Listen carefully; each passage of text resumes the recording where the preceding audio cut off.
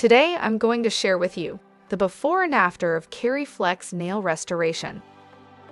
KeryFlex nail restoration is a cosmetic nail restoration process that aims to restore the appearance of damaged or discolored nails.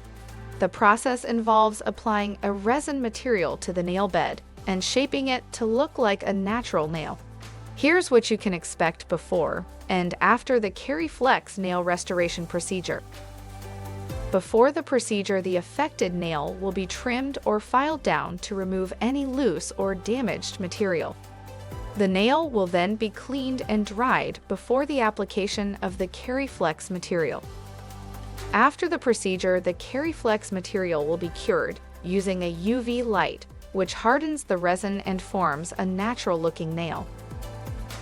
The newly restored nail should look and feel natural, with a smooth and glossy finish.